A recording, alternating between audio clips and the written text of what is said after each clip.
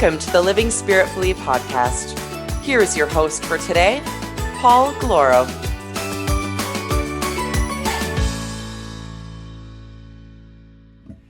Welcome to the Living Spiritfully podcast. It's your host, Paul Galloro. I'm so thrilled for today's episode because we are officially in Scorpio season and we have Crystal Eves here to talk about Scorpio season. First off, Crystal, this is your season as a Scorpio. So happy Scorpio season. You are looking extra sultry in your sexy red, what is this? Cheetah red That's right. top. I love it. A blood red cougar shirt. It's perfect for the season. Embody the Scorpio spirit. Yes. I love it. So last night in Way of the Sun, we talked Scorpio, and I mentioned this to you before we hit recording. Like every time you talk about a sign, I fall in love with it even more. With all of my Scorpio placements and the presentation that you did yesterday, I love Scorpio and everything about the Scorpio archetype even more now. So I want to thank you for that.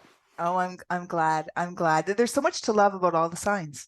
Yes. I mean, they're all different, but they're all gems in their own right. So if you dig a little bit and you look for what is amazing about them, there's lots to find. Yeah, absolutely. And, you know, Scorpio, and you mentioned this yesterday in our session, Scorpio doesn't always have the best reputation. Somebody says, oh, I'm a Scorpio. The person I was like, ugh. But there's so much to love. So let's talk about the Scorpio archetype a bit. Well, the funny thing about that, it's true. It's true. If you're a Scorpio and you say to people, oh, yeah, I'm a Scorpio, sometimes they'll step back or they'll go, ooh, what's that? But to be honest, Scorpios like that reaction. They're not where they're like, yeah, that's right, keep your distance. You don't know what I'm capable of. Yeah. But Scorpio is a fixed water sign, and water's all about emotion. So Scorpio is about connection, really. I mean, as much as it has this reputation for like being mysterious and sexy and maybe a little bit vindictive, it really, the essence of Scorpio is about holding an emotional response for a period of time, and that means that can translate into a passion project. Like Scorpios can focus on the things that they're really wanting to do and the people that they really love, and it's all about having a deep understanding that there's more to life than meets the eye, because Scorpio is a seeking sign. It's deep, you know, like still waters run deep. Scorpio is a fixed sign, so it is the essence of still water, and so there is a depth there that says, okay, there's more than meets the eye. There are things to probe beneath the surface, and not only can we access these things, we can call on them in our own self. If you have a Scorpio, like if you're trying to draw on your own inner Scorpio, you can sort of draw on that ability to guide and hold an emotional orientation for a period of time, which means that you can really deeply care about things, including projects and people that you're connecting to. So it's a lovely sign for that reason. Yeah, and I just think it's beautiful because of the depth. You know, I mentioned this in one of my classes this week. There was an interview that I was watching with Alanis Morissette and Oprah, and Alanis was talking about how she was talking about, you know, doing the inner work, and she said, I like to get to the bottom of things where there are no more lies. Yeah. So, and I was like, oh my gosh. And that makes me think of Scorpio, because Scorpio likes to really get to the, I'd say heart of the matter, but it's not even that. It's like really underneath the belly where everything is there. And then you see what truly is there and bring it to light. Yeah. I believe that Alanis Morissette is a Scorpio. No? Oh, is she? I that's what I believe, but Let's find out. You know, my memory's failing me these days as I get older, but I think that she is. Have a Google and find out if that's true. Yeah. The it was certainly her songs sound very Scorpionic. So even if she's not a Scorpio sun sign, she's probably going to have some, you know, that you ought to know. Yeah. Oh my God. Oh my gosh. Wasn't that something when that came out? I actually remember I'm driving in the car. I hear this song. I pull over. I pull over to hear it. And I'm like, never, ever before have I heard somebody express. Now, here I am, a Scorpio, what a Scorpio feels. That song really gets to the heart of the emotional reaction of Scorpio when Yeah. it's in pain, right? Yeah. Yeah, absolutely. I just did a quick Google. She's born June 1st, so she's a Gemini, Born June 1st, she's but Gemini. she's got some Scorpio in there. She If must she's have. able to, yeah, she's able to Yeah. call it out and write about it. Yeah. Yeah. Yeah. I'm wondering who I'm thinking about that is Scorpio. But yeah, and thanks for checking it because like I said, my memory's not what it used to be. That's all good. And it could Well, be that I associate her with Scorpio because of that song. And yeah. because it does feel very, very Scorpio like Hmm. that deep probing. But there's something really nice about the whole Scorpio, like you say, with that depth piece of the Scorpio and the truth. Scorpio is a truth-seeking sign. And one of the reasons why they probe so much is they're seeking to verify the truth as they experience it. So they might believe something, but then they're going to like dig in to understand, is that true?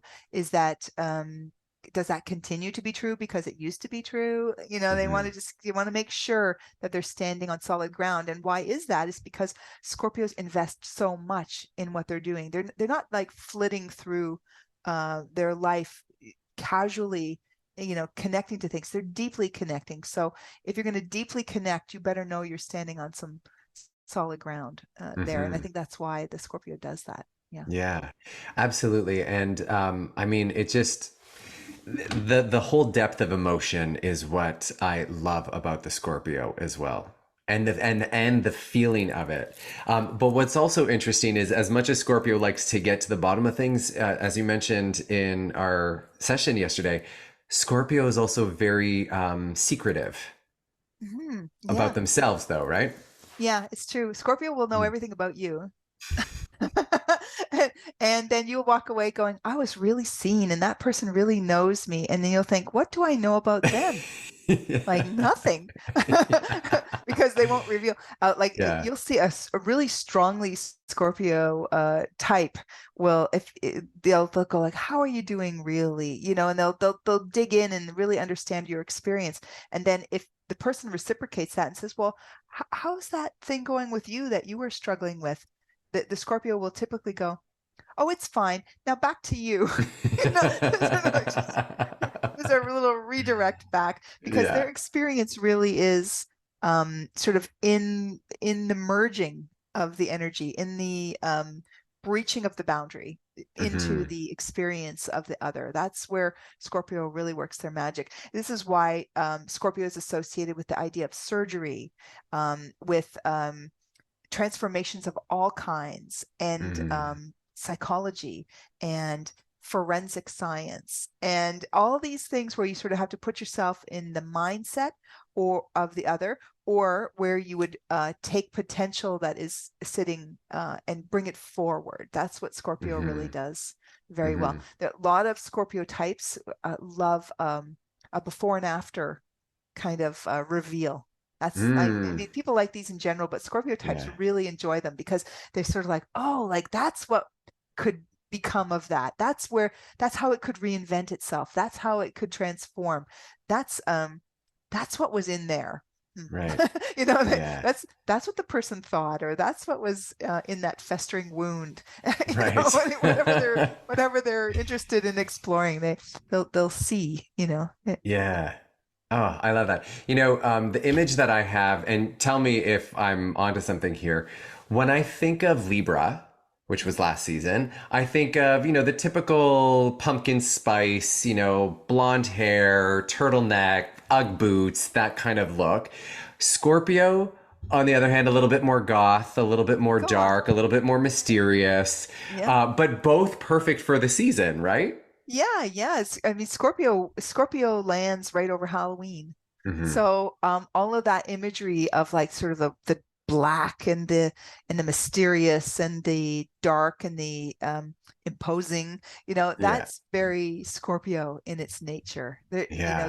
There's there can be brighter Scorpio types, but many Scorpios really enjoy the power that comes in the presentation that is a little more intense, which is why I deliberately wore the the animal print blood red shirt, right? I love it. Because there's like there's something about the power of it, of the impression that will Hmm. sometimes make. And you'll really see Scorpios in their eyes. Scorpio types, Scorpio moon, Scorpio rising, Scorpio sun signs, you can really sort of see in their eyes that they connect. And it just so happens that the first two bosses I ever had, both females, both Scorpio, and when they would interview you or when they would like talk to you, it almost would feel like it is jolting Yeah. because like bam, straight in, and you're like, I'm telling you the truth. Whatever you're asking, you're getting the absolute truth out of me, and I'm listening. Like the connection is really strong, Yeah.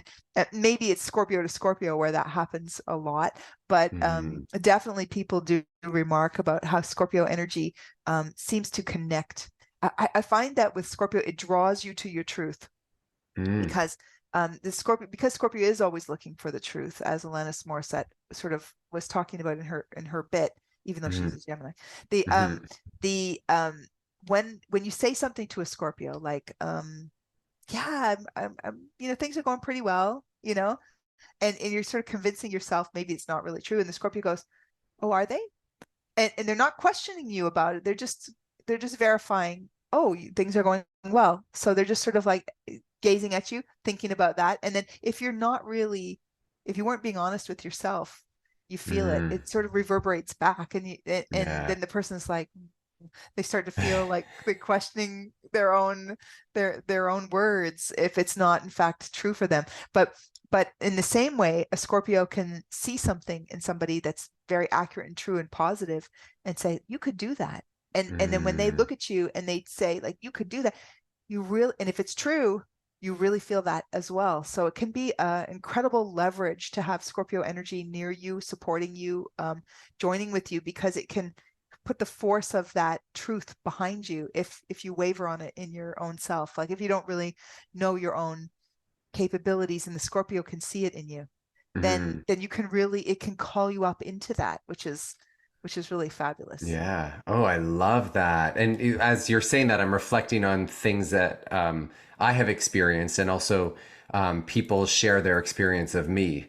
As it really resonates with all the stuff that you're saying there.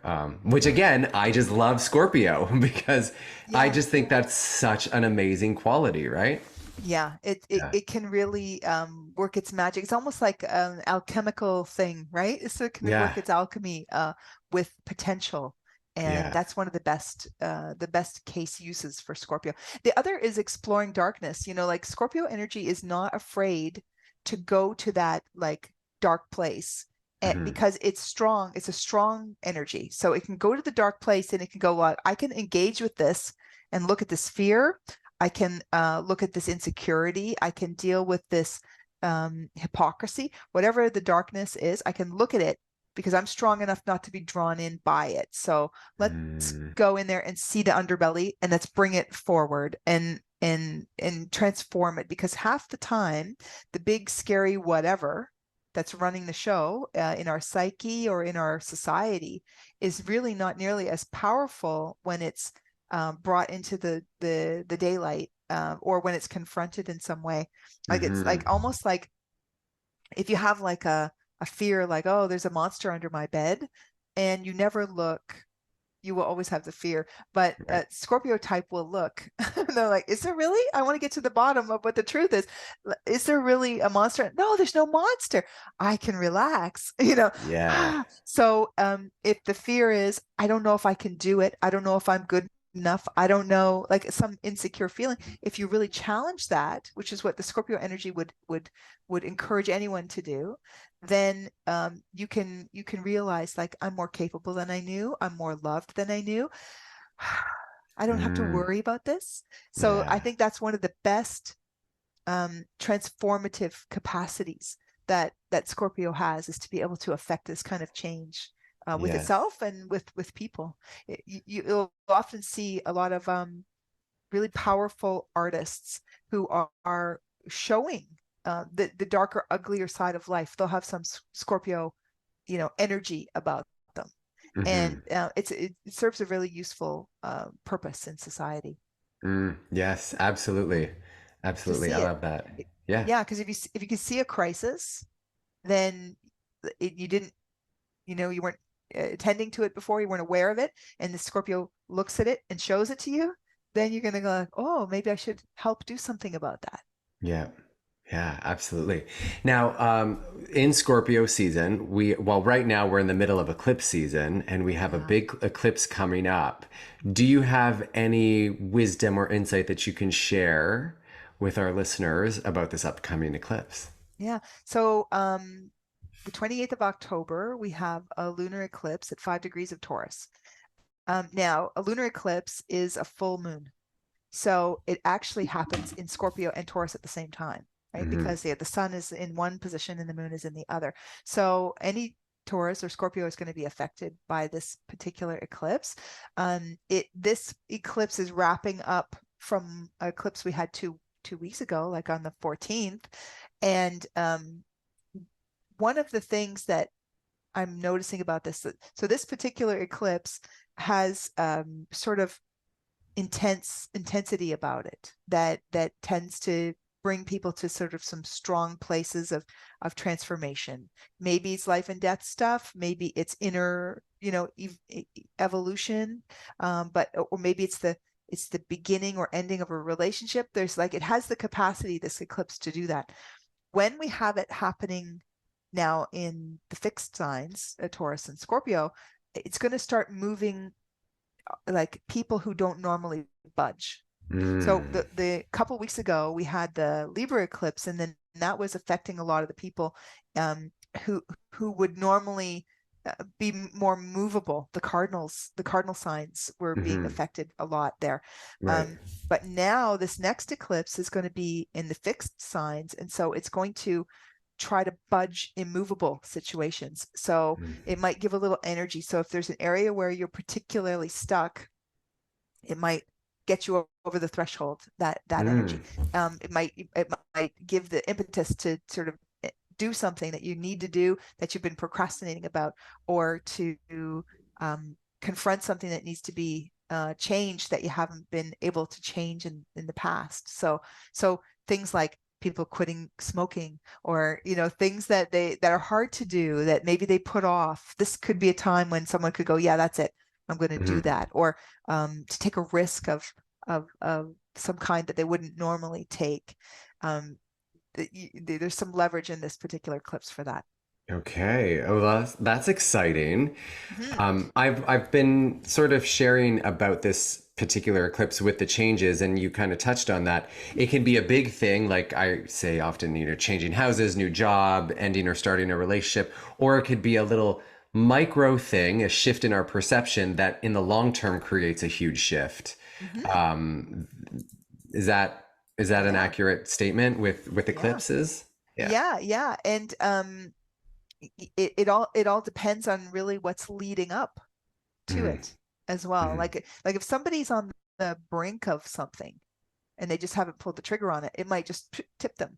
But if things are kind of stagnant for a person, or stable, just in a nice way, stable, this might be the bubbling up of some new idea or some new situation that later on could build momentum. So it really just depends on what your circumstances are and how you engage with how you've been engaging with them up to this point. And then this can just be that little extra boost that you might need to move things forward. But I think that what we're going to see this week and coming up to the eclipse is that things that normally don't budge might nudge a bit.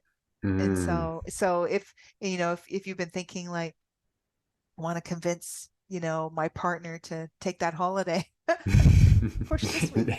If they've not Do you hear that?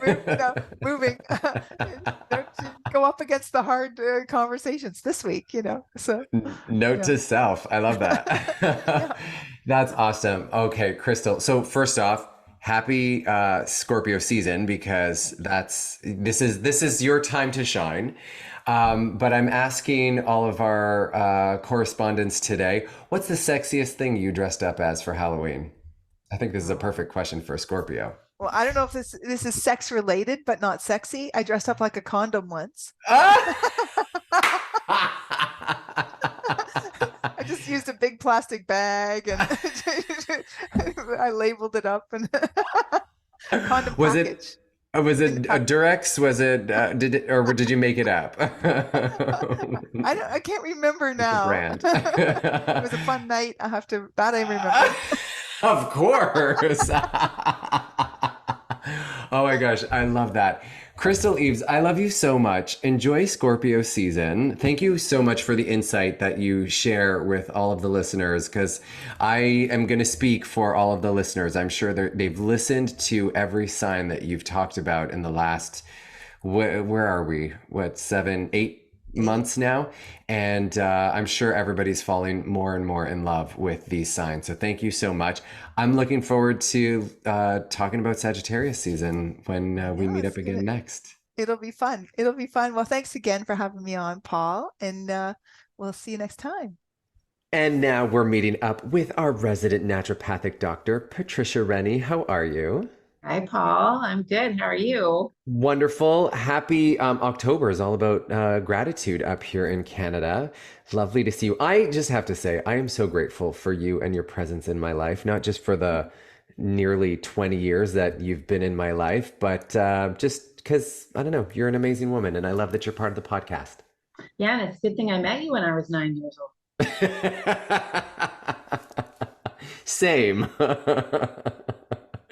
Oh, so okay, we are talking about one of my favorite oils to use. Okay. And I honestly, you introduced me to this, and since you introduced me to it, I talk about it all the time. I use it all the time. I tell everybody that will listen to me how great castor oil is.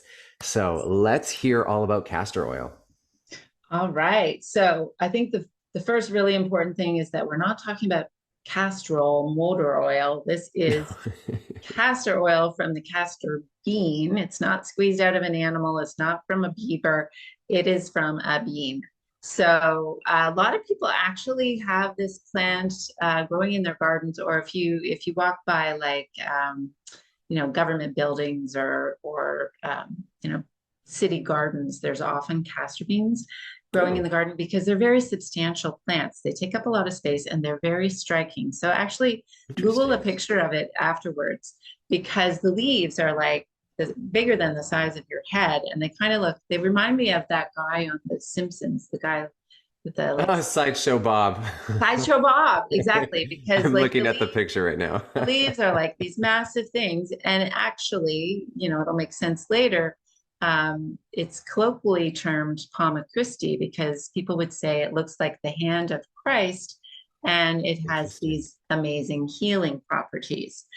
But if you get to see the plant at sort of August, September time of year, it's got these really, really spiky, nasty looking balls on it, and that's where the seeds are. So the oil comes from pressing the seeds, and obviously when we're using this for our, in and on our bodies, we want cold pressed, good quality organic castor oil. But castor oil has been used for centuries, particularly on the other side of the world, Egypt and Southeast Asia and all of those kinds of areas. And it didn't come to North America until about the 1600s, which is still really a long time ago. Mm-hmm. And then when I was first introduced to the idea of castor oil was when I was in naturopathic college, and I read about Edgar Cayce, who was like a clairvoyant medical intuitive in the 1920s and 30s. He died in 1945, and he would go into trance and describe these, among other things, he would describe these healings with castor oil.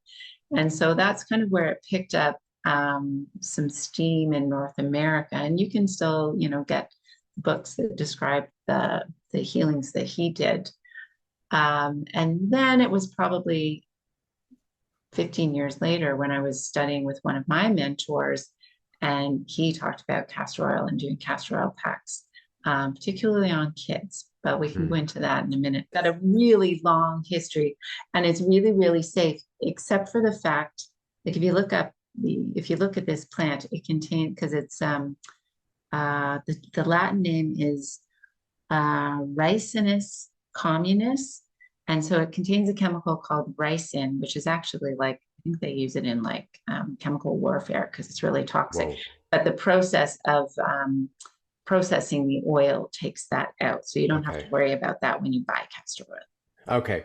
I was going to ask you that because a lot of times I see on the bottles of the castor oil that I buy, it says something specific about Glycine free. Yeah. Yes. Yeah. Okay. Wonderful. That makes sense. Okay. Good. Great. I have to say though, because I talk about, like I said, I talk about castor oil to a lot of people. And when I mention it to people of a certain generation, they always cringe because they used to be fed spoonfuls of castor oil as kids and they don't want to relive that. You might be, it's possible that you're confusing cod liver oil with castor oil. Okay. And again, when I tell patients to go and get castor oil, if they get cod liver oil and they smush fish oil on their body, they're going to smell disgusting. But is cod liver oil what kids were fed to go to the bathroom? No, cod liver oil is what we were fed to get our vitamin A and D. So you're right. If you're constipated, but particularly people who live in the Caribbean where the weather is always warm, they're much more prone to parasites. And so those people were given a tablespoon once a month to clear their system and purge those things out. Okay. All right. Yeah. So we've covered all the things that castor oil gets confused with. Yes. And we've sort of highlighted the one big reason why people would swallow castor oil. So it's actually FDA approved for use as a laxative, but it's really more of a purgative. There are lots of beautiful laxative herbs and things like flaxseed. If you drink a bunch of castor oil, you are going to be having the scoots, man. So it's pretty dramatic, and that's why people remember it, right? So it's not our first choice to use as a laxative, and the only time currently that we sort of think about doing that frequently would be at the end of pregnancy when you're trying to get labor going or a woman's just about to be induced. Then you have her drink castor oil to do a natural induction because the contractions in the bowel will start to get the uterus going, contracting. Oh, interesting. So, and it also sort of clears her out for, so it's not as messy later on. Anyway. What you and I are talking about for the most part is topical application of castor oil. So what we know, and there have been a few research studies for sure, is that when you apply castor oil topically, it has a few different functions. One is anti-inflammatory, which is great. One is that it's going to bring blood supply, which means it's going to bring nutrients. And it's going to flush toxins because when you bring blood supply, you also have to flush out blood supply. Right. And it stimulates lymphatic flow. So we know that the lymphatic system doesn't have its own pump like the cardiovascular system does. And so this ties into the reason why it's also really good for our immune system. So 80% of our immune system is in our gut, in the Peyer's patches that line the small intestine. So from the moment that we're born until we're 7 years old, we are building our immune systems. Our immune system starts at 0 when we come out, and then billions of bacteria jump into our system, start to line our gut, create our microbiome in these Peyer's patches with the lymphatics. And so I recommend rubbing castor oil on the belly of a newborn baby every night until they're 7 years old, because it'll really help those lymphatics drain while we're sleeping and detoxify, because we detox while we're sleeping. During the day, we're up and we're eating and we're drinking and we're running around, and then we're digesting. And then when we sleep, we're doing that detox process. So it helps to, rubbing it on like your tummy's a clock, helps the lymphatics to drain. And then because topically, it's a really nice, gentle stimulant to the bowels, then you get up and you go to the bathroom in the morning, and it just keeps everything really regular. So that's what I love to do, is that, maybe they don't do it every single night, but pretty consistently for those first 7 years can really set up your immune system for success. So you have kids that are much less likely to have allergies and infections and all kinds of things. So that's my favorite way to use castor oil for little people. Grown-ups, because it has all of those other properties, it's bringing blood supply and flushing toxins. So we can rub it on our bellies too. If I'm a little bit constipated, if I've eaten something I shouldn't have eaten, if I've been traveling and not going to the bathroom quite as well as I normally would, then I rub castor oil on my belly that night before I go to bed, get up in the morning, have a great bowel movement, and feel like amazing. Mm-hmm. So you can also put it on specific areas. So I often have patients just rub it over their liver because their liver needs a little love. And we've spoken about this before. Yes. So bringing blood supply and flushing toxins. And then because it's anti-inflammatory, you can just put it on any new injury, old injury, or even like an arthritic joint because, you know, what does it need? It needs blood supply to bring nutrition and then flush those toxins. So you can really, sometimes I just tell people to go and get castor oil pajamas because they just need it everywhere. Well, you know, actually, because I do the belly rub thing, and I've been doing that since we started working together, I have my castor oil outfit that I wear to bed because, you know, that stuff's sticky. You don't want that all over your sheets. Yes. And that's a really important point because it is oil and it's sticky oil and it's not the most great smelling oil. No. So I sometimes have, if people are very sensitive, like it doesn't smell bad, but it's not, you know, like roses. So you can add a drop or two of an essential oil there. I don't think there's any problem with that. But you do want to make sure that you're not getting it all over your linens. So there's a couple of different ways to do that. If we're going to do just you know, some people will do a pack and historically, you know, you're supposed to do all the layers of flannel and blah, blah, blah. I can't get people to do that. I can't get people to do that consistently. So I want to make it as easy as I can possibly make it. And like, honestly, I used to do that years ago, but at this point in my life, so we just, you know, take about a teaspoon, rub it on your belly, be beside your sink with nice warm water and soap so you can get it off your hands, and then put your jammies on or your ratty old t-shirt that you don't care about and go to bed because it is going to stain and it, you know, over time. So yeah, if you have specific pajamas or specific sheets or specific t-shirt, that's your castor oil t-shirt. And I have about 5 castor oil t-shirts. It's funny that you say that because when you introduced it to me, you gave me the little handout and everything, and it was, you know, with the cloth and all of that, and then the plastic on top, and then the hot water bottle or heating pad or whatever. Yeah. And I was doing that until it was too much, so I just started to rub it on, and now I'm so happy that you're talking about that's how to do it now. And that's how it goes. I mean, that's how I figure out how much patients are willing to invest in their own healthcare, right? But I also got uncomfortable with wrapping. You know, I don't want people putting plastic wrap on their body now that we know what plastic wrap is made of.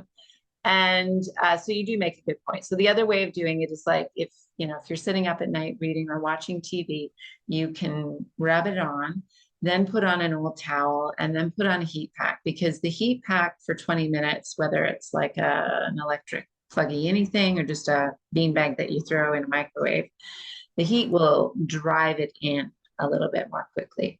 But when you rub it on and go to bed, then your body will warm it up. And like, I'm sure your experience is like, you wake up in the morning, you don't even notice that you ever put it on. It just gets absorbed.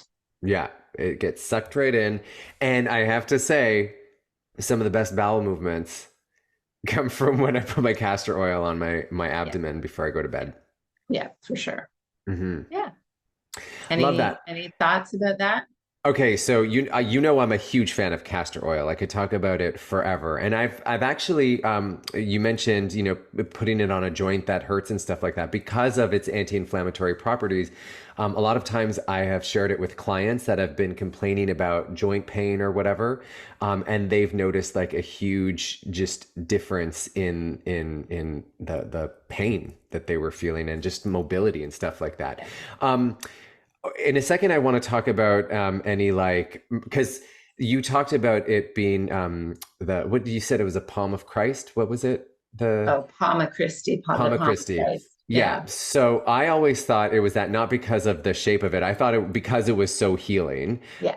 So I want to talk about any like wild, miraculous castor oil stories because I have one myself. But I can't remember the question that I was going to ask you now that I started to go with it. I think it was, you know, if it's pulling things out of the body, is it going to pull good things out of the body? Not the question, but that is we were discussing that before. Yes, Oh, but okay. maybe you can answer that, and then I'll hopefully remember the other question I had. Okay. So earlier we were talking about someone who was concerned that if I'm rubbing this on my body and it's pulling things out of my body, is it also pulling good things out of my body? And so I think we kind of covered that because it's not like it's pulling toxins out through your skin. It's increasing circulation so that Mm, that blood supply goes through your liver does the detox, and then you poop it out the next day. So you right. don't have to worry about anything with respect to losing anything good. But you also brought up a good point that you can use it topically anywhere. You can use it on acne, and now the girls are all using it on their eyelashes and their Hmm. eyebrows, which is more aesthetic. But often, if I already have you doing it on your belly or your liver and you've got a sore joint, then you might as well do it there too. Yeah, totally.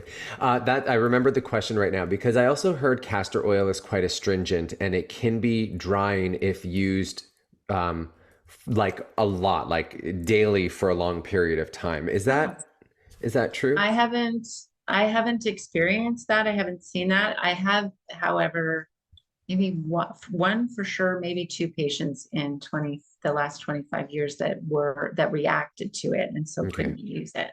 Yeah. Okay.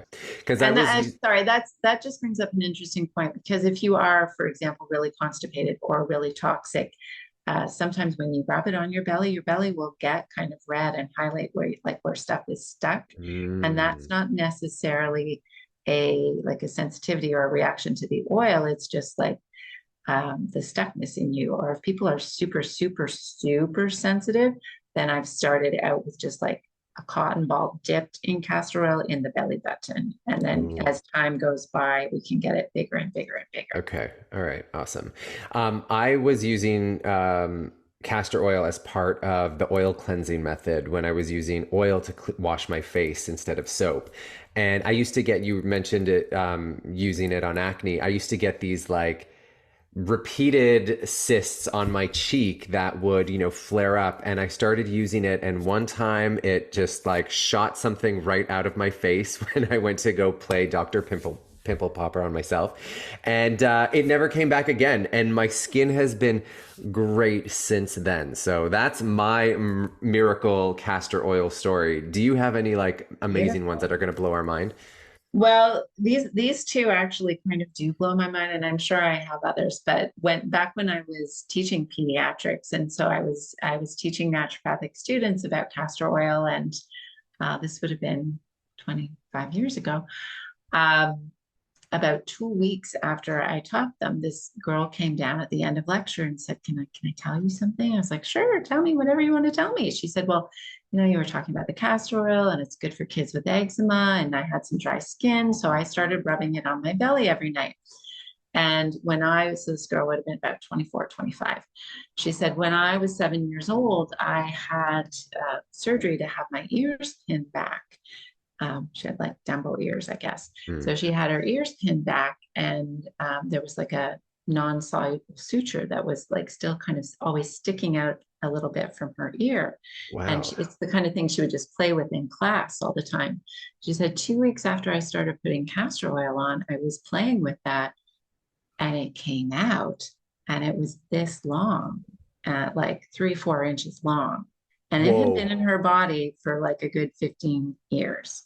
Whoa.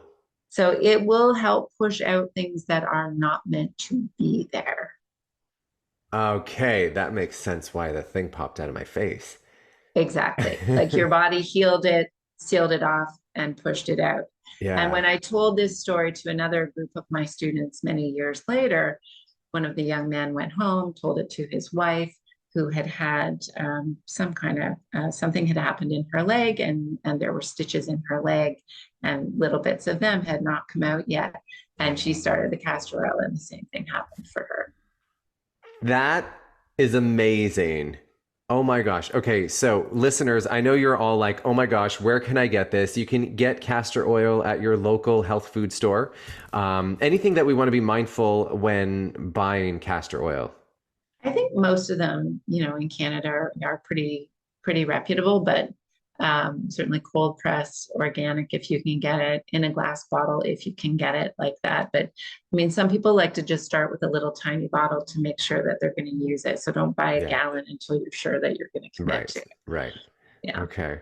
Amazing. I'm so happy we've talked about this because this is like one of my favorite things. And I'm so glad that all of our listeners now know more about castor oil. I'm telling you, everyone, you're going to love it.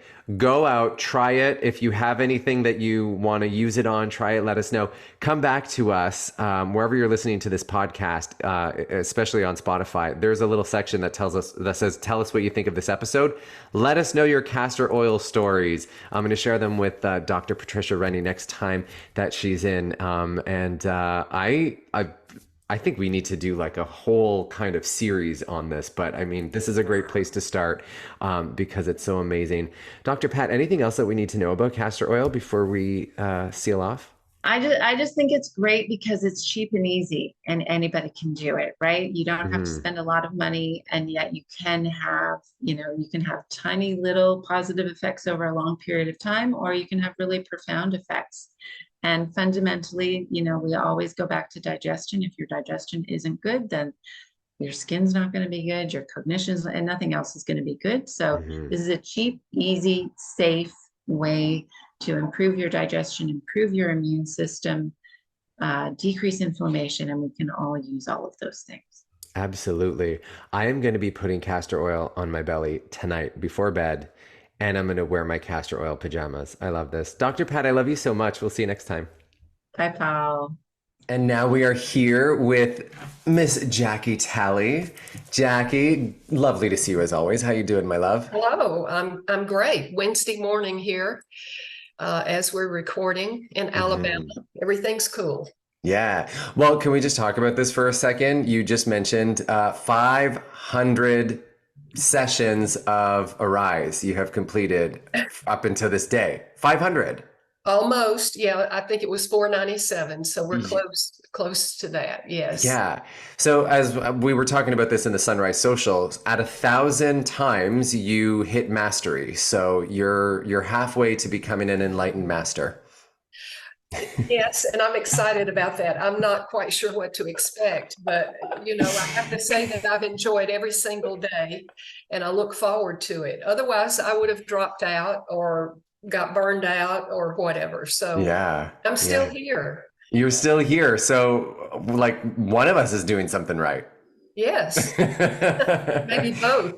Yeah, it's definitely a good combo. But you just mentioned the topic that you are bringing forward today. We're talking about burnout. Yes, I think that in our business where we have to be on all the time during the day, we're in front of people, we're having to come up with new ideas, new music, wonder about whether or not we're doing the right thing. Do they like it? Do they like me? It's just easy to get to a point where it's easy for me to get to a point where I feel uncreative, exhausted, mentally exhausted, and maybe some days not even wanting to go, wanting to call in sick, which we can't do. So yeah, I thought that might be something that other people are interested in too. So tell me, have you ever had a moment where you're like, that's it, I'm done, like completely fried and needed to take some time away from what you do? Yes, I have. I think I have more tolerance for what I do. Repetition, obviously coming to Arise 500 times, I have a lot more tolerance for just repeating things over and over. But there does come a time maybe when other things in my life are not as perfect as they should be, and it's been a grueling schedule, and sometimes I just sort of hit the wall, and for me, with the way I work, I have to go on and do it anyway. So I have to put on my acting hat and just do the best I can. But as soon as possible, what I need to do is take a break. I need to take a vacation, or just even a small break is helpful. or go to someone else's class or go to a workshop, something to get me perked up again. Yeah. Oh, I love that you said that, because I've been doing that a lot lately, where because I've been teaching, I'm back in fitness again for a year now. And in that time, I haven't really done much beyond the stuff that I've been teaching, just being so busy and everything. So lately, I've been finding myself going to other classes, trying other disciplines and other, workout modalities that I don't normally do. And it's like, definitely a jolt.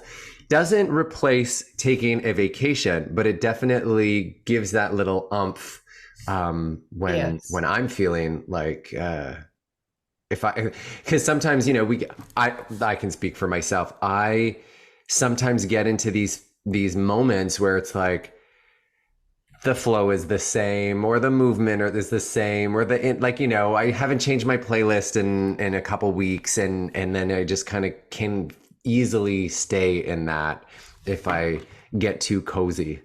I get that feeling too, that I need to change something. It's like we've been doing this for a month or 2 weeks or whatever. But I really think that it's just me getting bored. I don't think they're as bored as I am. Right. But if I just have one new song or one new routine or one new dance, it really helps me to get through that class without that feeling of, watching the clock. When is this going to be over? And I don't like to feel like that when I'm working. I like to feel totally engaged and excited about what I'm doing.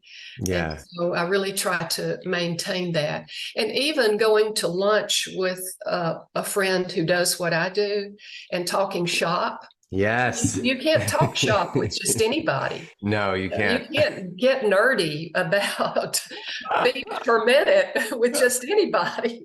It's true. It's so funny because I love what I do so much that I love talking about it to anybody. But like you said, you can't just talk about this stuff with just anybody. The conversation only goes so far.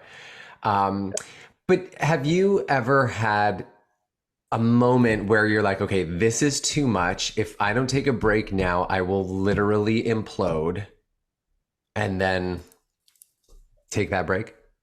I have gotten to that point, and usually during the year, I take the last week of December off and I don't do any classes, and that really helps. But sometime if it's not the last week of December, I might just say to a facility, would you take me off the schedule for Wednesday and Friday? So that would give me 2 days off. Right. Or I might be going to, let's say I'm going to a fitness conference, and I'll say, well, I'll be gone, or I'll have to get a sub. But going to fitness conventions is a really, it's very tiring because you're moving and thinking all the time and getting excited, but it really is very stimulating. And when I come back, my students can always tell because I've got all these ideas, and they say, she's doing new stuff. She must have been to a workshop. Yeah. They know. So I think the biggest moment for me when I was just like, okay, I'm done, came in 2018. And that's when I decided to close my yoga studio. I sold all my stuff and I went to travel. I basically did, and I don't know if this is an offensive term, but I'm just going to use it because that's all I know. I did an Irish goodbye. I didn't even tell anybody. I just pieced out and went and did my own thing. And I didn't realize, because I hadn't taken a real break in those first 8-9 years of my career, that I needed to really remove myself from it. And I think if I had waited just another minute, I probably would have never come back, because it was that kind of like a deflated balloon. Yeah, I had that with a job I had early on. I was a public school teacher, and then I was a public school resource teacher where I was not in the classroom, but I was helping teachers. And I got to that point where it was like, this is the last day, you know, and you just know it. It's like, I can't do any more. This is it. I'm gone.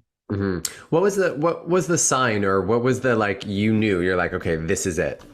Well, I kept running into brick walls. I couldn't get the help that I needed. I couldn't do what I wanted to do. And I was tired, very tired and uninspired, and not having any fun. And everybody was cranky and I was cranky. But I put up with it for as long as I could. And then it was like I just fell backwards. I just couldn't do it anymore. So I quit.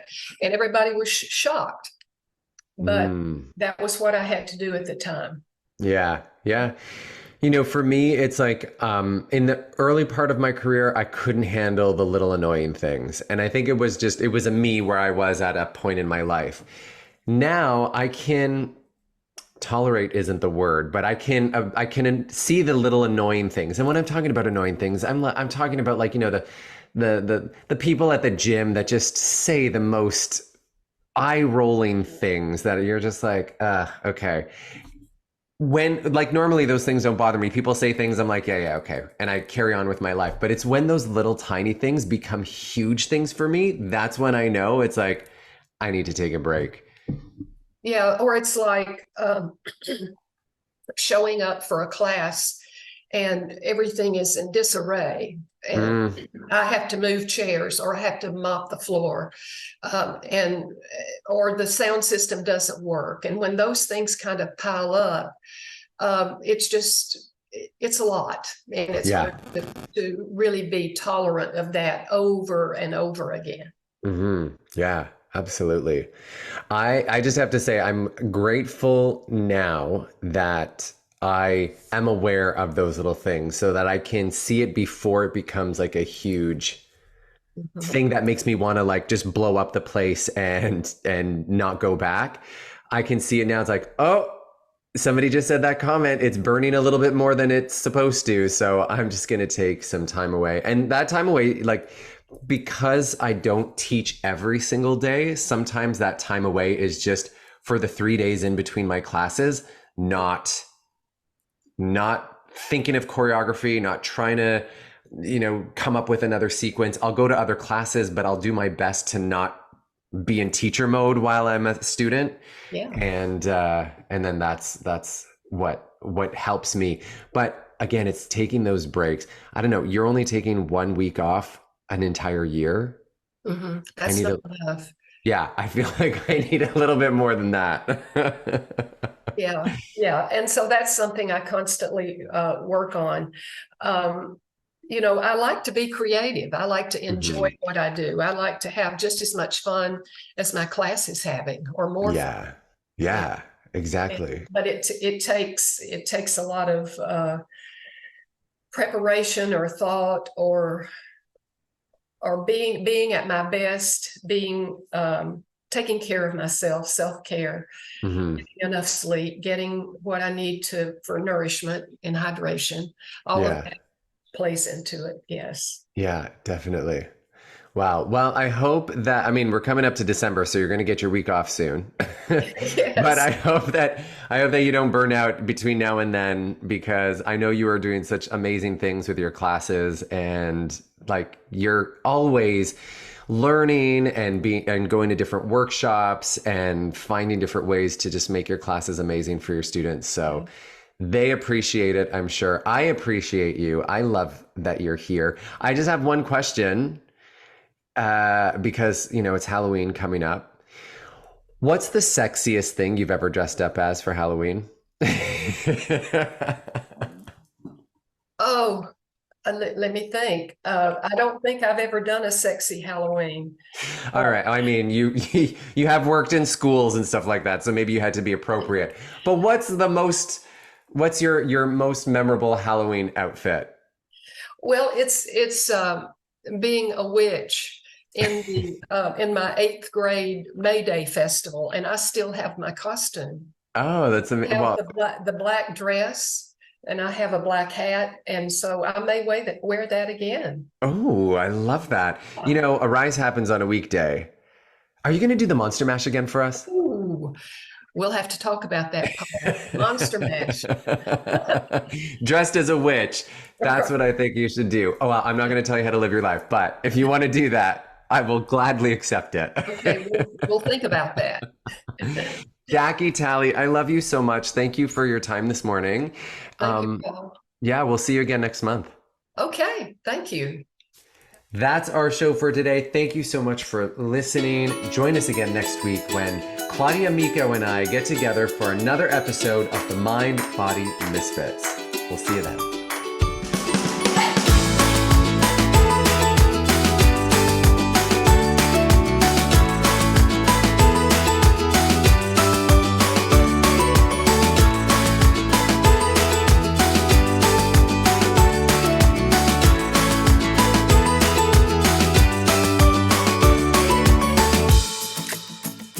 The Living Spiritfully podcast is a Spiritful production. Executive producer, Paul Galloro. Co-producers, Claudia, Micco, and Catherine Stilo. A big thank you and much love to you, the Living Spiritfully community, for liking, subscribing, sharing, and supporting this podcast.